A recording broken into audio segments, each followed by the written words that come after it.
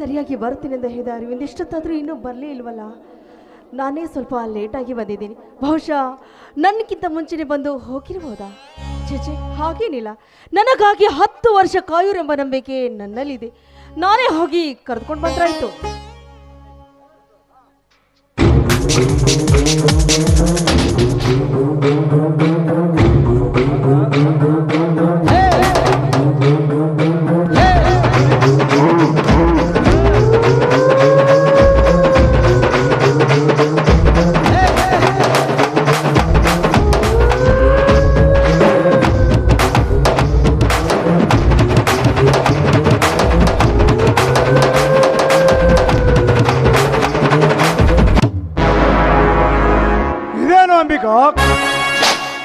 ರೆಕ್ಕೆ ಮನೆತೆ ಹಕ್ಕಿಯಂತೆ ಹಾರಾಡುತ್ತಾ ಅವಸರ ಪಟ್ಟು ಬಹು ಆತುರದಿಂದ ಹೊರಟಿರುವೆಲ್ಲ.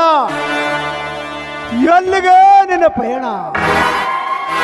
ಯಾಕೆ ಯಾವಾಗಾದರೂ ಹಕ್ಕಿ ನಿನ್ನ ಭೇಟಿಗೆ ಬರುತ್ತೇನೆಂದು ಹೇಳಿ ಬರಲಾರದೆ ಕಾರಣ ಆ ಹಕ್ಕಿಯನ್ನು ಹುಡುಕಲು ಹೊರಟಿರುವೆ? ಇಲ್ಲ, ನಿನ್ನ ಯೌವನದ ರಸವನ್ನು ಹೀರಲು ತುಂಬಿ ಬರಲಿಲ್ಲವೆಂದು ಕಂಗಾಲವಾಗಿರುವೆ. ಯಾಕೆ ಅಂಬಿಕಾ, ಯಾಕೆ ಮೌನವಾಗಿ ನಿಂತಿದೆಯಾ? ಹಾ, ನಿನ್ನ ಯೌವನದ ರಸವನ್ನು ಹೀರಲು ಬಂದ ಈ ಪ್ರಚಂಡ ದುಂಬಿಯನ್ನು ಕಂಡು ಈ ನಿನ್ನ ಮನದಲ್ಲಿ ಏನಾದರೂ ಭಯ ಹುಟ್ಟಿದ್ದೆ?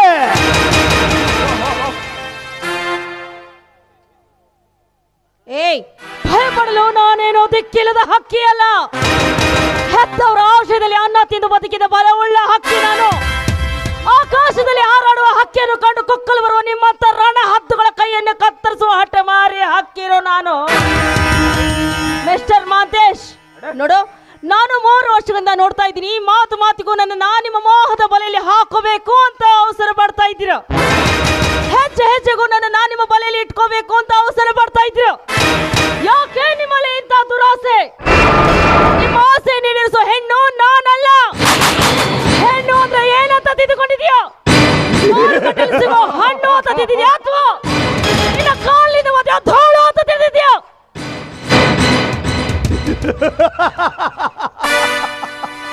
ಅಂಬಿಕಾ, ನೀರು ನನ್ನ ಕಣ್ಣಲ್ಲಿ ಹೇಗೆ ಕಾಣ್ತಾ ಇದೆ ಗೊತ್ತಾ? ಮೃದುವಾದ ಬೆಣ್ಣೆ ಅಂತ ಕಾಣ್ತಾ ಇದ್ದ. 3 ವರ್ಷಗಳ ಹಿಂದೆ ಈ ಮೃದುವಾದ ಹೆಣ್ಣನು ನಾನು ಪವಿತ್ರ ಪಾತ್ರೆಯಲ್ಲಿ ಬೆಣ್ಣೆಂಗೆ ಕಾಣಿತ್ತು. ಆದರೆ ಆ ಹಾಲು ಉಣಬೇಕಾದ ಹಂಬಲ ನನ್ನ ಮನದಲ್ಲಿ ಉಂಟಾಗಿತ್ತು, ನಿಜ. ಆದರೆ ನಿನ್ನ ಪ್ರೀತಮ ನಿನ್ನ ಬೀದಿಯಲ್ಲಿ ಪ್ರೀತಿ ಎಂಬ ಬೀಜವನ್ನು ಬಿತ್ತಿ ಹಾಲಿಗೆ ಹೆಪ್ಪ ಹಾಕಿ ಬಿಟ್ಟ. ಹಾಲಿನಿಂದ ಮೊಸರಾಗಿ ಪರಿವರ್ತಿಸಿದಾಗ ಉಣಬೇಕಾದ ಹಂಬಲ ನನ್ನ ಮನದಲ್ಲಿ ಉಂಟಾಗಿತ್ತು, ನಿಜ. ಆದರೆ ಆ ಸಮಯ ಕೂಡಿ ಬರಲಿಲ್ಲ. ಸಮಯ ಕಳೆದಂತೆ ನಿನ್ನ ಮನಸ್ಸು ಈಗ ಮದುವೆಗೆ ಮುಂದಾಗಿದೆ. ಮತ್ತೆ ನಾನು ಈ ಸುಸಮಯವನ್ನು ಕಳೆದುಕೊಂಡರೆ ನೀನು ಬೆಣ್ಣೆನಿಂದ ತುಪ್ಪಾಗಿ ದೇವರಿಗೆ ಮೀಸಲಾಗುವೆ. ಅದಕ್ಕೆ ಬೆಣ್ಣೆ ಅಂತ ಇದ್ದ ಈ ನಿನ್ನ ಯೌವನವನ್ನು ಯಾರ ಕಣ್ಣಿಗೆ ಕಾಣದಂತೆ ರಸಿಕನಾಗಿ ಉಣ್ಣಲು ಹಂಬಲದಿಂದ ಬಂದಿದ್ದೇನೆ. ಇದಕ್ಕೆ ನೀನು ಮನಸಾರೆ ಒಪ್ಪಿದರೆ ಸರಿ, ಇಲ್ಲದಿದ್ದರೆ ಕಳ್ಳನಾಗಿ ತಿನ್ನಲು ಹೇಸುನಲ್ಲ ಈ ಕಟ್ಟಡ. ಕಟುಕರ ಮಾತಿಗೆ ಹೆದರುವ ಹೆಣ್ಣು ನಾನಲ್ಲ. ಕತ್ತು ತಿನ್ನುವ ಛಾತಿಯ ಬೆಕ್ಕು ನೀನಾದ್ರೆ ಬೆಣ್ಣೆ ಮುಚ್ಚಿದ ಪಾತ್ರೆ ಬಲು ಭದ್ರವಾಗಿದೆ. ಬಾರದ ಬೆಣ್ಣೆಗೆ ಕೈ ಚಾಚಲು ಹೋದ್ರೆ ನಿನಗೆ ಸಿಗೋದು ಬೆಣ್ಣೆ ಅಲ್ಲ, ನಿನ್ನ ಬಾಯಿ ತುಂಬ ಬೆತ್ತದ ಮರಗಳು. ಮುಚ್ಚು ಬಾಯಿ ಹುಚ್ಚ ಹೆಣ್ಣೆ, ನನ್ನ ಇಚ್ಛೆಯನ್ನು ತುಚ್ಛವಾಗಿ ಕಂಡಿದ್ದೆ. ಆದರೆ ಮಂಗನಾಗಿ ಬಂದು ಕಡಿಸಬೇಕಾಗುತ್ತದೆ ನಿನ್ನ ಅಂದ ಚಂದ ಯೌವನವನು. ಈ ಮಂಗ ನಿನ್ನ ಅಂಗಳಿಗೆ ಬರುವ ಮುನ್ನವೇ ಸ್ವಾಗತ ಮಾಡಿಕೊಂಡರೆ ಸರಿ, ಇಲ್ಲದಿದ್ದರೆ ನನ್ನ ಇಚ್ಛೆಯನ್ನು ತೀರಿಸಿಕೊಳ್ಳ ನನಗೆ ಚೆನ್ನಾಗಿ ಗೊತ್ತಿದೆ. ए मानतेश, शीशे का घर तेरा है, पत्थर का दिल मेरा है. शीशे का घर तेरा है, पत्थर का दिल मेरा है. एक ना एक दिन ये पत्थर उड़ जाए तो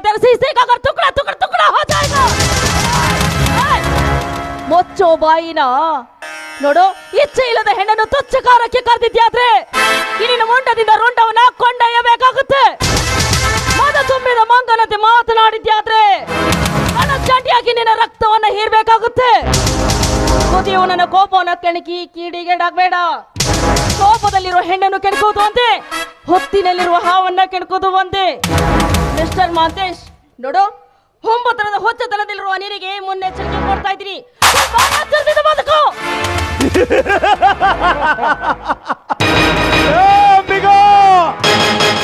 ಇಡೀ ಜಗತ್ತಿಗೆ ಎಚ್ಚರ ಹೇಳುವ ಈ ಮಹಾಂತೇಶನಿಗೆ ಸಿದ್ಧ ಒಂದು ಹೆಣ್ಣಿನಿಂದ ಎಚ್ಚರಿಕೆ. ಅಂಬಿಗ, ನೀನು ಕೊಡುತ್ತಿರುವ ಈ ನಿನ್ನ ಎಚ್ಚರಿಕೆ ಮತ್ತು ನೀನು ನೀಡುತ್ತಿರುವ ಈ ಉಪದೇಶ ನನ್ನ ಕಾಲಲ್ಲಿ ಇರುವ ಈ ಚಪ್ಪಲೆಯ ಸಮಾನ. ನನ್ನ ಛಲದ ಬೈಗೆಯಲ್ಲಿ ಎಂತ ಹಠಮಾರಿ ಹೆಣ್ಣಿದ್ದಾರೋ ಸರಿ, ಈ ಮಹಾಂತೇಶ ಒಮ್ಮ ಕಣ್ಣಿಟ್ಟ ಮೇಲೆ ಹೆಣ್ಣನ್ನು ಮುಟ್ಟುತ್ತಾನೆ. ಆ ಹೆಣ್ಣಿಗಾಗಿ ನೀ ನನ್ನ ಘಟ ಉರುಳಿದರೂ ಚಿಂತೆ ಇಲ್ಲ. ನನ್ನ ಘನತೆಯನ್ನು ಕಳೆದುಕೊಳ್ಳೋ ಹೇಳಿ ನಾನಲ್ಲ. ನೋಡು ಅಂಬಿಕಾ, ಹುತ್ತಿನಲ್ಲಿ ಇರೋ ಹಾವಿಗೆ ಕೈ ಹಾಕಿದರೆ ಅದು ಜೀವಕ್ಕೆ ಮೂಲ ಅಂತ ನನಗೂ ಚೆನ್ನಾಗಿ ಗೊತ್ತಿದೆ.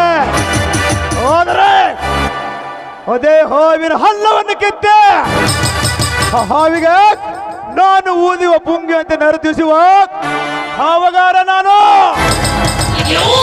ಅಂಬಿಕಾ, ಇಂಥ 10 ಹಾವುಗಳನ್ನು ವಿಷ ಸೇವಿಸುವ ಧೈರ್ಯ ಈ ಮಹಾಂತೇಶ್ವರನ ಮಂತ್ರದಲ್ಲಿ ಅಡಗಿದೆ ಅಂದಾಗ ನಿನ್ನಂತ ಒಂದು ಸಣ್ಣ ಜಾತಿ ಹೆಣ್ಣು ನನ್ನ ಕಣ್ಣಲ್ಲಿ ಕಾಣೋದು ಹೊರೆ ಒಂದು ಸಣ್ಣ ಹುಳ ಅಷ್ಟೇ. ಕಂಡಂತೆ ಮಗಳು ಈ ನನ್ನ ಕೋಪವನ್ನು ಕೆಂಡಂತೆ ಮಾಡದಿರೋ ಮೂಢ. ವಿಷದ ಅಕ್ಷರಗಳಿಂದ ಹೆಣ್ಣನ್ನ ಸಣ್ಣ ಜಾತಿಗಳು ಎಂದು ಭಾವಿಸಬೇಡ. ನೋಡು, ಈ ನಮ್ಮ ಭಾರತ ಇತಿಹಾಸದಲ್ಲಿ ಹೆಣ್ಣಿಗೈ ನಡೆದ ದುರಂತದ ಕಥೆಗಳ ಪುಟವನ್ನ ತಿರುವಿ ನೋಡು, ನಿನಗೆ ಗೊತ್ತಾಗುತ್ತೆ ಹೆಣ್ಣಿನ ಮೈಮೆ ಎಂತದ್ದು ಅನ್ನೋದು. ನೋಡು, ಅಮೃತ ಯುಗದಲ್ಲಿ ಬ್ರಹ್ಮ ಋಷಿಯಾಗಲು ಹೊರಟ ವಿಶ್ವಾಮಿತ್ರ ಮೇನಕೆ ಎಂಬ ಹೆಣ್ಣಿಗಾಗಿ ಮಣ್ಣು ಮುಕ್ಕಿ ಹೋದ. ಇನ್ನು ತ್ರೇತಾಯುಗದಲ್ಲಿ ಶ್ರೇಷ್ಠ ಶಿವಭಕ್ತ ಎನಿಸಿಕೊಂಡ ರಾವಣ ಸೀತೆ ಎಂಬ ಹೆಣ್ಣಿಗಾಗಿ ಮಣ್ಣು ಮುಕ್ಕಿ ಹೋದ. ಇನ್ನು ದ್ರೌಪದ ಯುಗದಲ್ಲಿ ದುಶ್ಯಾಸನ ದ್ರೌಪದಿ ಎಂಬ ಹೆಣ್ಣಿಗಾಗಿ ಮಣ್ಣು ಮುಕ್ಕಿ ಹೋದ. ಅಂದಿನ ಕಾಲದಲ್ಲಿ ನನ್ನಂತ ಹೆಣ್ಣಿಗಾಗಿ ಆಸ್ತಿ ಅಂತಸ್ತು ಐಶ್ವರ್ಯ ಕದ್ಕೊಂಡು ಮಣ್ಣಲ್ಲಿ ಮಣ್ಣಾಗಿ ಹೋಗಿದ್ದಾರೆ. ಹೀಗಿರುವಾಗ ನಿನ್ನಂತ ನರಕುನಿಗೆ ಹೆಣ್ಣಿನ ಗುಣ ತಿಳಿಯುವ ಮಾತಂತೂ ದೂರನೇ ಹೋಯ್ತು. ನಿನ್ನಂತ ನರಕುನಿಗೆ ಯಾಕೆ ಆ ಹುಡ್ಸಿದ ಬ್ರಹ್ಮನಿಗೂ ಗೊತ್ತಿಲ್ಲ ಈ ಹೆಣ್ಣಿನ ನರ ನೋಡಿ ಎಂತದ್ದು ಅನ್ನೋದು. ನಿನ್ನಂತ ಮೂರ್ಖನಿಗೆ ತಿಳಿ ಹೇಳುವ ಅವಶ್ಯಕತೆ ನನಗಿಲ್ಲ. ನಿನಗೆ ಹೇಳ್ತಾ ಇದ್ದೀನಿ, ಮೊದಲಿಲ್ಲಿಂದ ಹೊರಟೋಗು. ಹೊರಟು ಹೋಗಬೇಕು. ಕೈಯಲ್ಲಿ ಬಳ್ಳ ತೊಟ್ಟಿರುವ ಹೆಂಗಸಿನಿಂದ ಹೇಳಿಕೊಂಡು ಹೊರಟು ಹೋಗಲು ನಾನೇನು ಹೇಳಿ ಅಲ್ಲ ಅಂಬಿಕಾ. ಹೆಣ್ಣಿನ ಇತಿಹಾಸವನ್ನು ಹೇಳುವ ಈರಿನ ದುರಂತ ಪುಸ್ತಕದಲ್ಲಿ ಈ ಗಂಡಿನ ಪೌರುಷವನ್ನು ಹೇಳುವ ಪುಟಗಳನ್ನು ಓದದೆ ಹಾಗೆ ತಿರುಗುತ್ತಾ ಇದೆಯಲ್ಲ. ನೋಡು ಅಂಬಿಕಾ, ಈ ಗಂಡಸು ಕಣ್ಣಿಟ್ಟ ಹೆಣ್ಣಿಗಾಗಿ ತನ್ನ ಪ್ರಾಣವನ್ನು ಕೊಡಲು ಸಿದ್ಧ. ಅಷ್ಟೇ ಯಾಕೆ, ಕಣ್ಣಿಟ್ಟ ಹೆಣ್ಣಿಗಾಗಿ ಮನೆ ಮಾರು, ಆಸ್ತಿ ಐಶ್ವರ್ಯ ಸರ್ವನಾಶವಾದರೂ ಚಿಂತೆ ಇಲ್ಲ. ಕಣ್ಣಿಟ್ಟ ಹೆಣ್ಣನು ಕಟ್ಟಿಕೊಂಡು ಓಳದಿದ್ದರು ಇಟ್ಟುಕೊಂಡು ಓಳಬೇಕೆಂದು ಕೆಟ್ಟು ಹಟ್ಟದವನು ಈ ಮಹಾಂತೇಶ. ನೀನು ಹಠ ಹೆಚ್ಚಿಗೆ ಮಾಡಿದಷ್ಟು ನನ್ನ ಚಟ ಹೆಚ್ಚಿಗಾಗುತ್ತದೆ.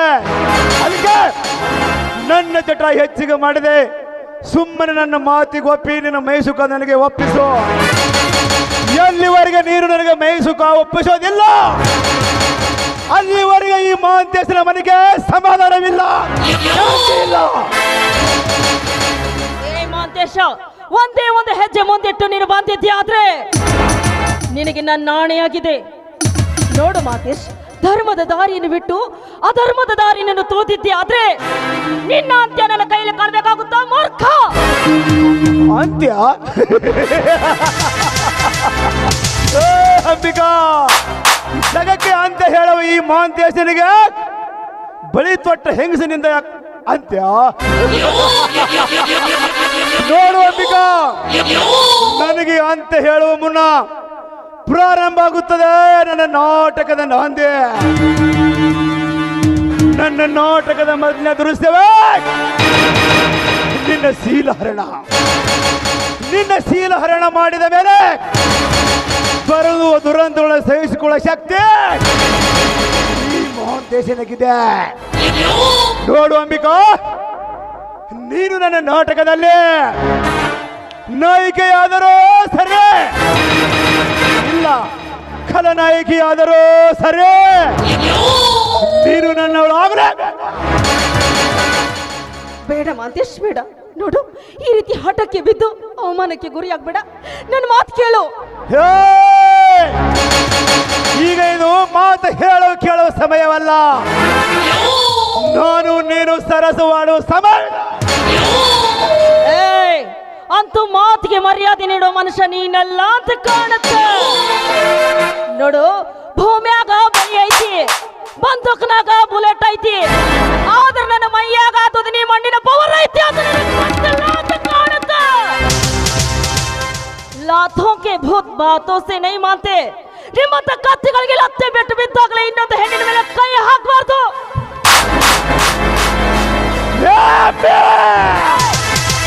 ನೋಡು, ಇನ್ನೊಂದು ಸಾರಿ ನಿನ್ನ ಬಾಯಿಂದ ಅಂಬಿ ಅಂತ ಮಾತನಾಡಿದ್ಯಾದ್ರೆ ಈ ನಿನ್ನ ಬಾಯಿ ಇದೆಯಲ್ಲ, ಬಾಯಿ ಕತ್ತು ಶಕ್ತಿನಿ.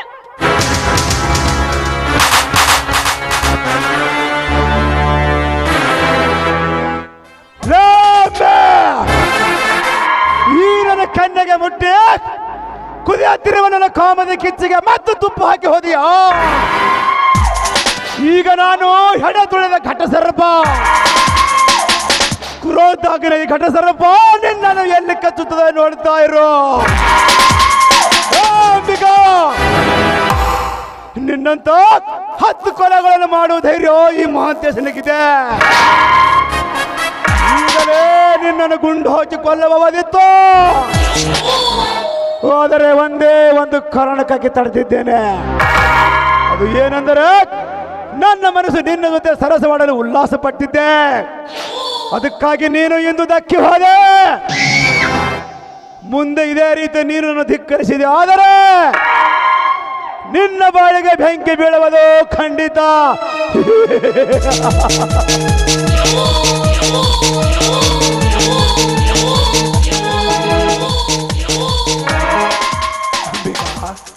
ಅಂಬಿಕಾ, ನೀನು ನನ್ನ ಎಷ್ಟು ತಿರಸ್ಕರಿಸಿದರು ನಾನು ಮಾತ್ರ ನಿನ್ನನ್ನು ಮನಸಾರೆ ಪ್ರೀತಿ ಮಾಡ್ತಾ ಇದ್ದೇನೆ. ಅಂಬಿಕಾ, ಮನಸಾರೆ ಪ್ರೀತಿ ಮಾಡ್ತಾ ಇದ್ದಾನೆ. ಅಂಬಿಕಾ, ಬಾ ಬಾ, ನೀನಿಲ್ಲದೆ ನನ್ನ ಬಾಳಿಲ್ಲ. ಬಾ ಅಂಬಿಕಾ, ಬಾ.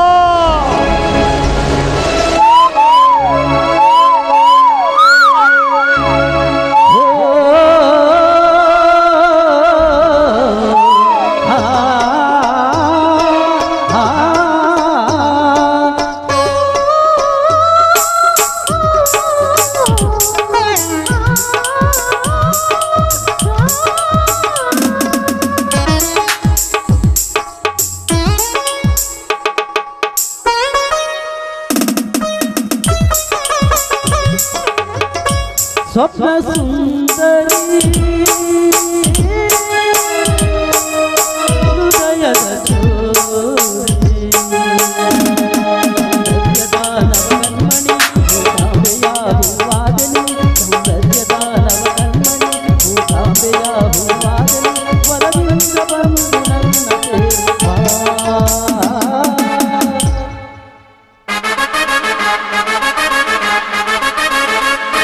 ನನ್ನ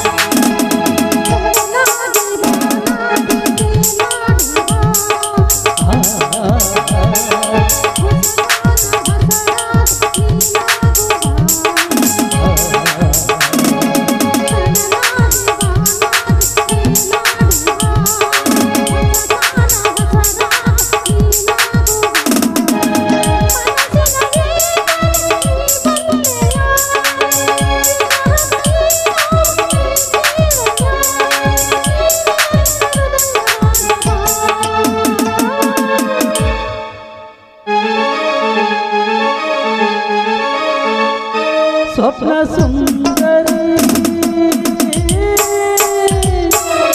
ಹೃದಯದ ಚೋರಿ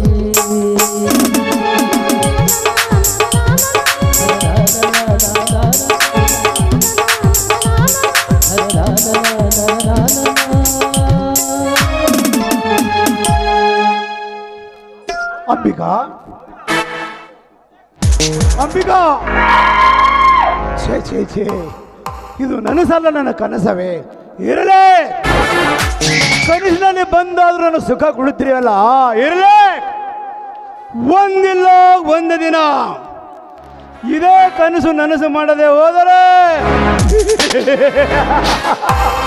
ನಾನು ಧರ್ಮಾಪುರದ ದೊರೆ ಧನರಾಜನ ಮಗ ಮೋಹಂತೇಶರೇ ಅಲ್ಲ.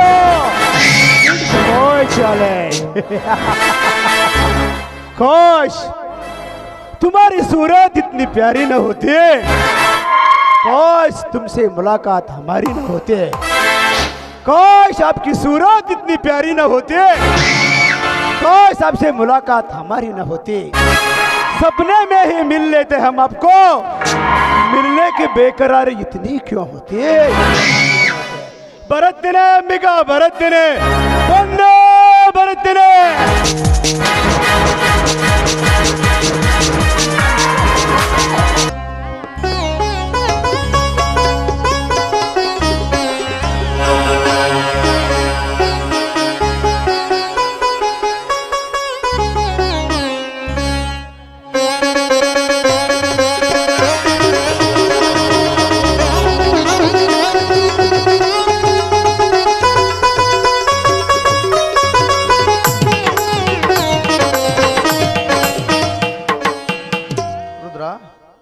ರುದ್ರ, ನಿನ್ನ ಮಗಳ ಮದುವೆ ವಿಷಯ ಎಲ್ಲಿಗೆ ಬಂದಿದೆ ರುದ್ರ? ನನ್ನ ಮಗಳ ಮದುವೆ ಇದೇ ಮುಂದಿನ 10ನೇ ತಾರೀಕು ಇದೇ ರಾಮಲಿಂಗೇಶ್ವರ ಗುಡಿಯಲ್ಲಿ ಇಟ್ಟಬೇಕಂತ ವಿಚಾರ ಮಾಡಿದ್ದೇನೆ ಧನಿ. ಏನಪ್ಪ ಮದುವೆ ಮಾಡ್ಬೇಕಂತ ನಿರ್ಧಾರ ಮಾಡಿದ್ಯಾ? ಅದೆಲ್ಲ ಹೋಗ್ಲಿ, ವರ ಯಾವ ಊರಿನ ಅಂತ ನಮಗೆ ಹೇಳಿಲ್ಲ. ಅಮ್ಮ, ವರ ಯಾರೋ ಅಲ್ರಿ, ಇದೇ ಬೆಂಗಳೂರು ಊರಲ್ಲಿ ನನ್ನ ತಂಗಿ ಇದ್ದಾಳೆ, ಹಾಗೂ ನನ್ನ ತಂಗಿಯ ಮಗ ಅರವಿಂದ್ ಅಂತ. ಅವರಿಗೆ ನನ್ನ ಮಗಳನ್ನು ಕೊಟ್ಟು ಮದುವೆ ಮಾಡ್ಬೇಕಂತ ವಿಚಾರ ಮಾಡಿದ್ದೇನಮ್ಮ. ಒಳ್ಳೇದು ಮಾಡಿದೆ ರುದ್ರ, ಒಳ್ಳೇದು ಮಾಡಿದ್ಯಾ. ಕರಳಿನ ಕುಡಿಯ ತನಕ ನನ್ನವರು ತನ್ನವರು ಎಂಬುದು ಮಮತೆ ಹೆಚ್ಚಾಗುತ್ತದೆ. ಅಪ್ಪಿ ತಪ್ಪಿ ಹೆಣ್ಣು ಒಂದು ತಪ್ಪು ಮಾಡಿದರೂ ಸಹಿಸಿಕೊಳ್ಳುವ ಮನೋಭಾವನೆ ಇರುತ್ತದೆ ನೋಡು. ಮೇಲಾಗಿ ತಂಗಿ ಮಗ ವರ ಉಪಚಾರ ಏನಂತ ಮಾತನಾಡಿದ್ಯೋ ಅಥವಾ ಏನೋ?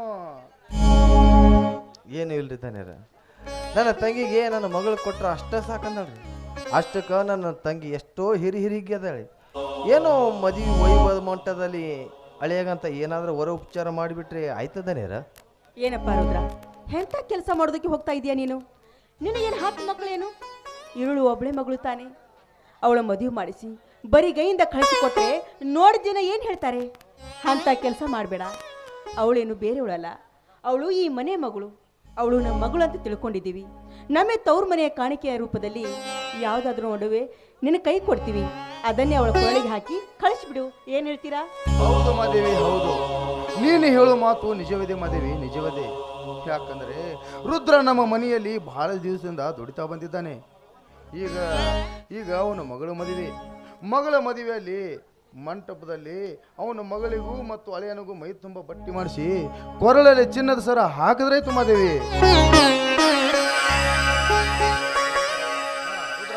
ನೋಡಪ್ಪ ರುದ್ರ, ಈಗ ಇದು ನಿನ್ನ ಮಗಳ ಖರ್ಚಿನ ಸಲುವಾಗಿ, ಮದುವೆ ಖರ್ಚಿನ ಸಲುವಾಗಿ ತೆಗೆದುಕೋಪ್ಪ ಈ ಹಣವನ್ನು. ಬ್ಯಾಡಿದ್ದಾನೆ ಯಾರ ದುಡ್ಡು ಕೊಟ್ಟು ನನಗೆ ಬಹಳ ಭಾರ ಹೊಡಿಸಿಬೇಡ್ರಿಪ್ಪ. ದೇವ್ರಂತಾರೋ ನೀವು ಇಬ್ಬರು ಬಂದು ನನ್ನ ಮಗಳ ತಲೆ ಮ್ಯಾಗ ಅಕ್ಷಿತ ಹೊಕ್ಕ ಹೋದ್ರ ಅಷ್ಟ ಸಾಕು ನೋಡಿದ್ದಾನೆ. ದೇವ್ರು ಕೊಟ್ಟ ಶಕ್ತಿನಾಗ ಹೆಂಗಾದ್ರೂ ನನ್ನ ಮಗಳ ಮದುವೆ ಮುಗಿಸ್ತೀನ್ರಿಪ್ಪ. ನೋಡಪ್ಪ ರುದ್ರ, ನೀನು ತುಂಬಾ ಸ್ವಾಭಿಮಾನಿ ವ್ಯಕ್ತಿ ಅಂತೂ ನನಗೆ ಚೆನ್ನಾಗಿ ಗೊತ್ತಪ್ಪ. ಆದರೆ ರುದ್ರ, ಇಂಥ ವಿಷಯದಲ್ಲಿ ಸಂಕೋಚ ಪಡಬಾರ್ದು. ಯಾಕಂದರೆ ಮದುವೆ ಮುಂಜಿ ಅಂದ ಮೇಲೆ ಹೆಚ್ಚು ಕಡಿಮೆ ದುಡ್ಡ ಬೇಕಾಗುತ್ತದೆ. ನೋಡಪ್ಪ ರುದ್ರ, ಈಗ ನಾವು ಕುಡಿತಿರೋ ಹಣ ನಿನಗ ಸಾಲಂತ ಕೊಡ್ತಾ ಇಲ್ಲ ರುದ್ರ, ನಿನ್ನ ಮೇಲೆ ಪ್ರೀತಿ ವಿಶ್ವಾಸಕ್ಕಾಗಿ ಕೊಡ್ತಾ ಇದ್ದೇವಪ್ಪ. ತೆಗೆದುಕೋಪ್ಪ ರುದ್ರ ಈ ಹಣವನ್ನು.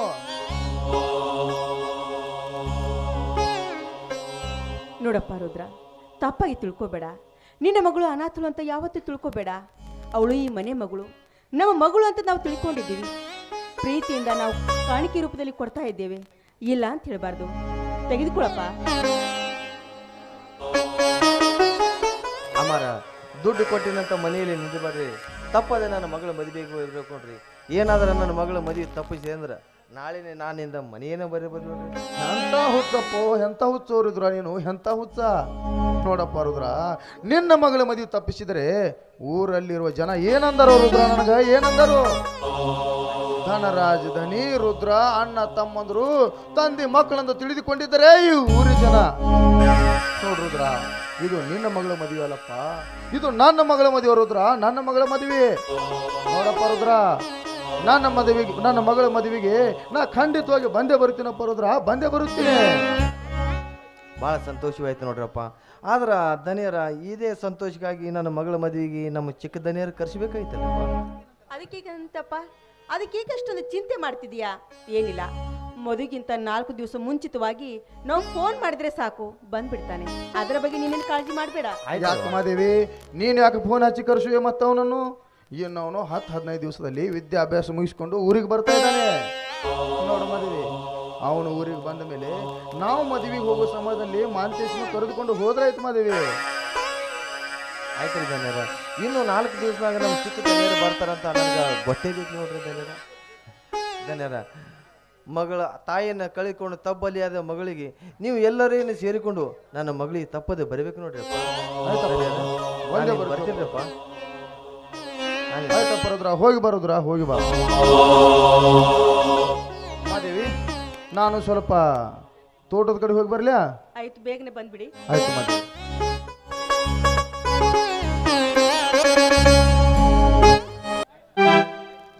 ಹೆತ್ತಪ್ಪನ ಆಸೆಯಂತೆ ಊರಿಗೆ ಬರಬೇಕೆಂದು ಪತ್ರ ಬರ್ತಿರುವಾಗ ಈ ಅರವಿಂದ್ ಎಲ್ಲಿ ಹೋಗಿದ್ದಾನೋ ಏನೋ, ನನಗಂತೂ ಸಿಗ್ತಾನೆ ಇಲ್ಲ. ನಾನೇ ಅವನ್ನ ಹುಡ್ಕೊಂಡು ಬರ್ತೀನಿ.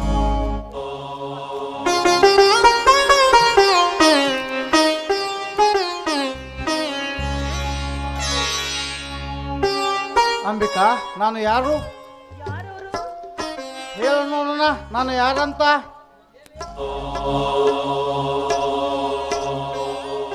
ಮತ್ತಾರೂ ಇಲ್ಲ. ನನ್ನನ್ನು ಮುಟ್ಟುವ ಹಕ್ಕು ನನ್ನ ಪ್ರಿಯಕರನಾದ ಅರವಿಂದನಿಗೆ ಬಿಟ್ಟು ಮತ್ತಾರಿಗೂ ಇಲ್ಲ. ಬಹುಶಃ ನನ್ನ ಪ್ರಿಯಕರನಾದ ಅರವಿಂದನೇ ಆಗಿರ್ಬೇಕು. ಹೌದನಲ್ಲಿ ನಾನೇ ಅಂತ ಹೇಗೆ ಗೊತ್ತಾಯ್ತು? ಅಲ್ಲ ಅರವಿಂದ್, ಈ ನಿಮ್ಮ ಹೃದಯದ ಬಡಿತ ನನ್ನ ಹೃದಯದಲ್ಲಿ ಕೇಳ್ತಾ ಇದೆ, ನೀವೇ ನನ್ನ ಅರವಿಂದ್ ಅಂತ. ಅದು ಅಲ್ಲದೆ ಈ ನನ್ನ ಅಂಗಾಂಗಗಳನ್ನು ಮುಟ್ಟುವ ಹಕ್ಕು ನಿಮ್ಮನ್ನು ಬಿಟ್ಟು ಮತ್ತಾರಿಗಿದೆ ಈ ಸಿದ್ದಾಪುರ ಗ್ರಾಮದಲ್ಲಿ? ಅಂಬಿಕಾ, ಅರ್ಜೆಂಟಾಗಿ ಬರ್ಬೇಕಂತ ಹೇಳಿದಲ್ಲ, ಯಾಕೆ? ಅಯ್ಯೋ, ಯಾಕೆ ಅಂತ ಕೇಳ್ತಾ ಇದ್ರಲ್ಲ. ಇನ್ನು ಸ್ವಲ್ಪ ದಿವಸದಲ್ಲಿ ನಂದು ನಿಮ್ದು ಮದುವೆ ಮಾಡ್ಬಿಟ್ರೆ, ಸ್ವಲ್ಪ ದಿವಸ ಅಂದ್ರೆ ತಡ್ರಿ, ಎಷ್ಟು ಅಂದ್ರೆ ಮುಂದಿನ ತಿಂಗಳು 10ನೇ ತಾರೀಕು ನಮ್ಮ ಮದುವೆ. ಅದಕ್ಕೆ ನಮ್ಮ ತಂದೆಯವರು ಒಂದು ಪತ್ರ ಬರೆದಿದ್ದಾರೆ, ನಾನು ಇವತ್ತೇ ಧರ್ಮಾಪುರಕ್ಕೆ ಬರಬೇಕು ಅಂತ. ಅದಕ್ಕೆ ನಾನಿವತ್ತು ಧರ್ಮಾಪುರಕ್ಕೆ ಹೊರಟಿದ್ದೇನೆ. ನಿಮ್ಮನ್ನು ಬಿಟ್ಟು ಹೋಗ್ಬೇಕು ಅಂದ್ರೆ ನನ್ನ ಮನಸ್ಸು ಯಾಕೋ ಒಂಥರ ತಳಮಳ ಆಗ್ತಾ ಇದೆ. ಯಾಕಂಬಿಕಾ ಅಷ್ಟೊಂದು ಭಯ? ಮದುವೆ ಆಗೋರಿಗೆ ನಮ್ಮ ಮನೇಲಿ ಇರ್ತೀಯ, ಮದುವೆ ಆದ ನಂತರ ನಮ್ಮ ಮನೆಗೆ ಬರ್ತೀಯ. ಇನ್ನು 10-15 ದಿವಸ ಮಾತ್ರ ನಮ್ಮ ಮನೆಯಲ್ಲಿ ಇರ್ತೀಯ. ಏನು 10-15 ದಿವಸನ? ನೋಡು ಅರವಿಂದ್, 10-15 ದಿವಸ ಅಲ್ಲ, 15 ನಿಮಿಷ ಕೂಡ ನಿಮ್ಮನ್ನು ಬಿಟ್ಟಿರೋದಕ್ಕೆ ನನ್ನ ಮನಸ್ಸು ಹೋಗ್ತಾ ಇಲ್ಲ. ಯಾಕೆಂದ್ರೆ ನಿಮ್ಮನ್ನು ಬಿಟ್ಟಿರ್ಬೇಕು ಅಂದ್ರೆ ನನ್ನ ಮನಸ್ಸು ತುಂಬಾ ನೋವಾಗುತ್ತೆ ಅರವಿಂದ್. ಅಂಬಿಕಾ, ಆಕಸ್ಮಿಕವಾಗಿ ನಾನು ಸತ್ತ ಹೋದರೆ? ಅರವಿಂದ್ ನೋಡಿ, ದಯವಿಟ್ಟು ಆ ಮಾತನಾಡಬೇಡಿ, ಬಿಡ್ತು ಅನ್ನಿ. ನೋಡಿ, ನೀವು ಸತ್ತು ಹೋದ್ರೆ ನಾನು ಬದುಕ್ತೀನಿ ಅಂತ ತಿಳ್ಕೊಂಡಿದ್ದೀರಾ? ಖಂಡಿತವಾಗಿಯೂ ಇಲ್ಲ ಅರವಿಂದ್, ಖಂಡಿತವಾಗಿಯೂ ಇಲ್ಲ. ನೋಡಿ, ನಿಮ್ಮ ಸಾವಿನ ಸುದ್ದಿ ಕೇಳಿ ನಾನು ಕರಗಿ ಹೊಚ್ಚೆ ಆಗ್ತೀನಿ. ಒಂದು ಆ ವಿಷಯ ಕೇಳಿ ನಾನು ವಿಷ ಸೇವಿಸಿ ಸತ್ತು ಹೋಗ್ತೀನಿ. ಒಂದು ಹೌದು ಅರವಿಂದ್, ಹೌದು. ನೋಡಿ, ಒಂದು ಹೆಣ್ಣಿಗೆ 100 ಆಸೆಗಳಿರ್ಬೋದು, ಆದ್ರೆ ಅವಳ ಹೃದಯದಲ್ಲಿ ಒಬ್ಬರಿಗೆ ಮಾತ್ರ ಮನಸ್ಸು ಕೊಟ್ಟಿರ್ತಾಳೆ. ಅವನೇ ಸತ್ತು ಹೋದ್ರೆ ಅವಳು ಬದುಕಿದ್ದು ಸತ್ತಂತೆಯೇ ಸರಿ. ನೋಡಿ, ನೀವಿಲ್ಲದೆ ನಾನು ಬದುಕಿದರೆ ನೀರಿಲ್ಲದ ಮೀನು ಬದುಕಿದಂತೆಯೇ ಸರಿ. ನಾನು ಅಷ್ಟೇ ಅಂಬಿಕಾ, ನನ್ನ ಹೃದಯ ಪ್ರಾಣವೇ ನೀನಾಗಿರುವಾಗ ನೀನಿಲ್ಲದೆ ನಾನು ಬದುಕೋದು ಸಾಧ್ಯನೇ ಇಲ್ಲ. ನಮ್ಮ ಪ್ರೇಮ ಏನಾದರೂ ಇಲ್ಲಿಗೆ ನಿಂತು ಹೋದರೆ ನಾನು ಬದುಕಲಂತೂ ಚೆನ್ನಾಗಿ ಗೊತ್ತು. ಆ ಭಗವಂತ ನಮ್ಮ ಪ್ರೇಮ ಹೀಗೆ ಮುಂದೆ ನಡೆಸಿದಾನೆ ಅಷ್ಟೇ ಸಾಕು. ಹಾ ಅರವಿಂದ್, ನನಗೆ ತುಂಬ ಹೊತ್ತಾಯ್ತು. ಹಾ ನಾನಿನ್ ಬರಲ್ಲ Arvind.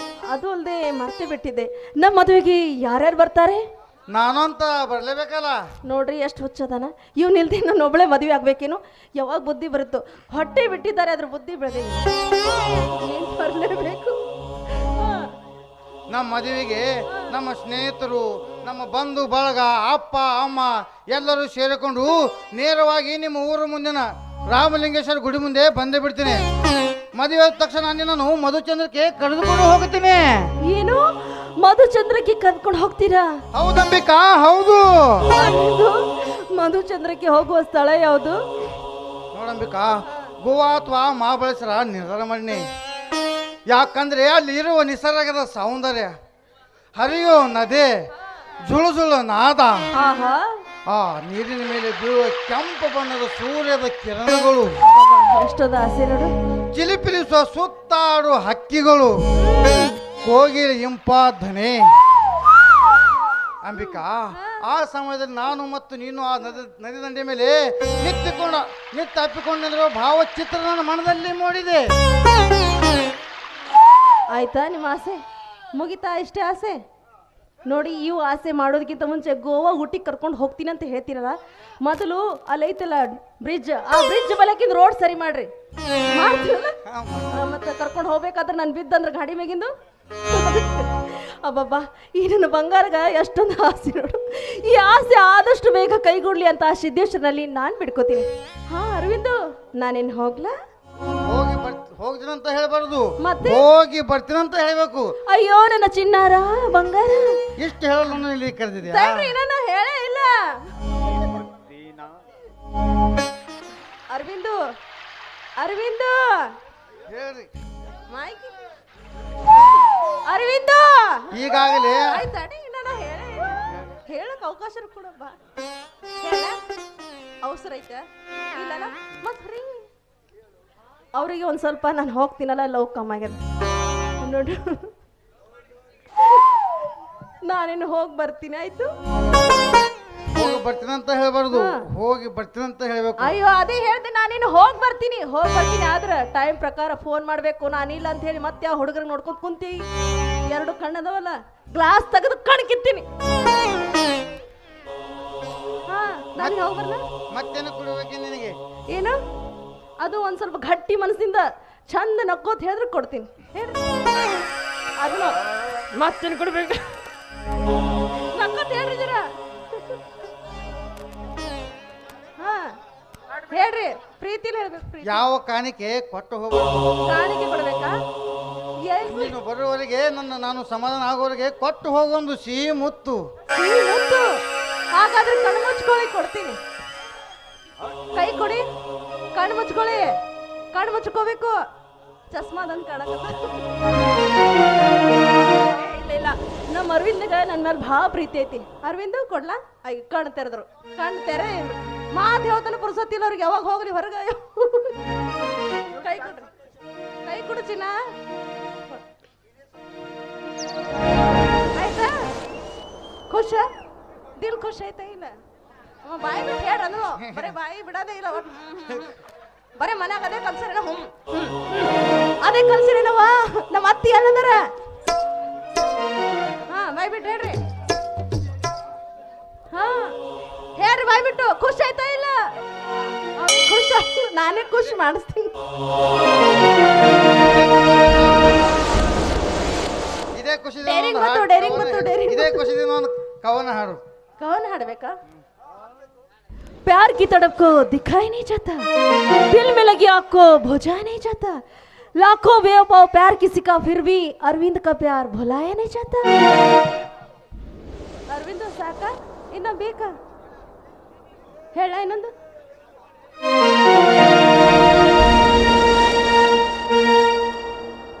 ನನ್ನೊಲವೇ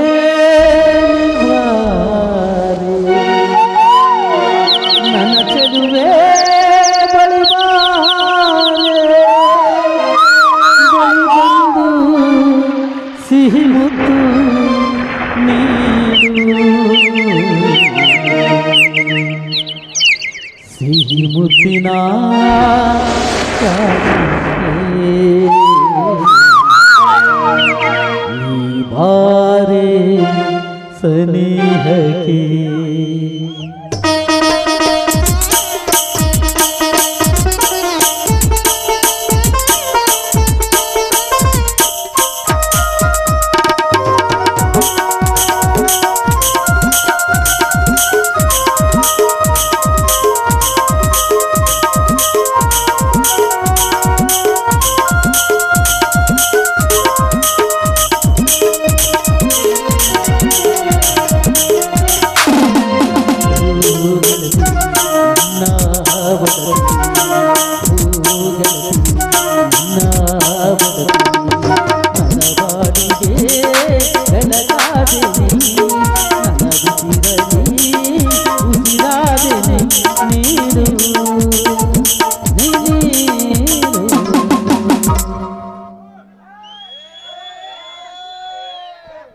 Ambika Ambika I love you Ambika I love you I love you too Aravind I love you too ಸಿಹಿ ಮುತ್ತಿನ ಕಾಣಿಕೆ ನೀ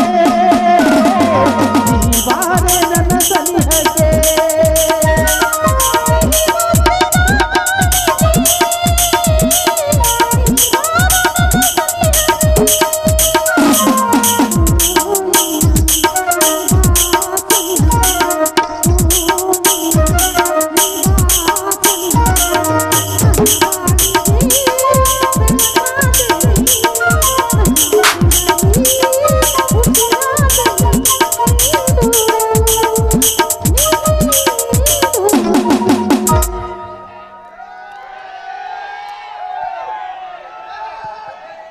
ಚಿನ್ನ ಈ ನಿನ್ನ ಸಿಹಿ ಚುಂಬನಕ್ಕೆ ನಮ್ಮನ್ನು ಸೋತಿ ಚಿನ್ನ ನನ್ನ ಸೋತಿ ಸಿಹಿ ಮುತ್ತಿನ ಕಾಣಿಕೆ ನೀ